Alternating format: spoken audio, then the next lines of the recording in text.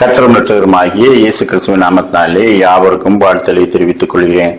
முதலாம் உலகப் போர் நடைபெற்றுக் கொண்டிருந்த போது தேசங்களிலே உங்கள் பிள்ளைகளை போருக்கு அனுப்புங்கள், தேசத்தை காக்க வேண்டும் என்று விளம்பரம் செய்தார்கள். அப்பொழுது ஒரு கிராமத்திலே ஒரு பெரிய தனவந்தர் இருந்தார். அந்த பெரிய பணக்காரருக்கு ஒரு மகனும் ஒரு மகளும் உண்டு. மகனுக்கு வயது 22 ஆகிறது. அவன் நன்றாக குடித்து விரித்து தோழர்களோடு சந்தோஷமாக தன்னுடைய நாட்களை கழித்து வந்தான். நம்முடைய சொத்துக்களை இவன் அழித்து விடுவானோ, இந்த இராணுவத்திலே அழைப்பு வந்தவுடனே அவனை இராணுவத்துக்கு அனுப்பி வைத்தார். அங்கே போயாவது சில கட்டுப்பாடுகளை கற்றுக்கொள்ளட்டும் என்று அங்கே இராணுவத்திலே பயிற்சி பெற்றான். ஒவ்வொரு ஞாயிற்றுக்கிழமையும் இராணுவ வீரர்களுக்காக நடைபெறுகிற ஜெப கூட்டத்திலே அவன் கலந்து கொண்டு அங்கே நாம் உயிர் தப்பி பிழைத்திருப்பது கர்த்தருடைய கிருபைதான் என்பதை உணர்ந்து கொண்டு தன்னை தேவனுக்கு ஒப்புக் கொடுத்து ரட்சிக்கப்பட்டான். இந்த ரட்சிப்பின் அனுபவத்தை பெற்ற பிறகு போர் முடிந்து எல்லாரும் அவரவர் தேசங்களுக்கு திரும்பினார்கள். அப்பொழுது இவன் தன்னுடைய போதகரிடத்திலே போய் சொன்னான், 5 வருடம் கழித்து நான் மீண்டுமாக என்னுடைய கிராமத்துக்கு திரும்புகிறேன். நான் இப்பொழுது ரட்சிக்கப்பட்டிருக்கின்றேன்.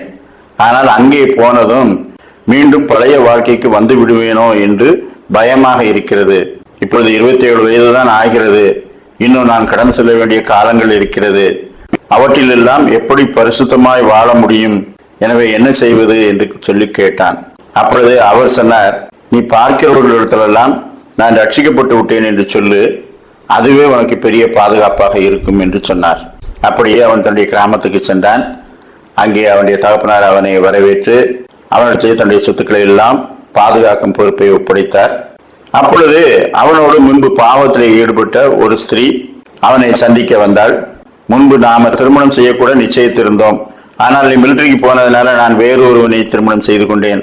ஆனால் என்ன, மீண்டும் பழகுவோம் என்று சொன்னாள். நான் தேவகுமாரனை ஏற்றுக்கொண்டேன். இப்பொழுது பரலோகத்துக்குரியவனாய் இருக்கின்றேன். நீயும் அவரை ஏற்றுக்கொள். மனம் திரும்பி நாம் பிள்ளைகளைப் போல் மாறும்போது பரலோகத்துக்கு பங்குள்ளவர்களாய் மாறுகிறோம் என்று சொன்னான்.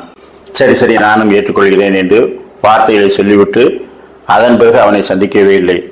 நண்பர்கள் சிலர் வந்தார்கள். அவர்களும், நண்பா, நம்ம முன்பு நடத்திய விருந்துகள் எல்லாம் நினைவுக்கு வருகிறது.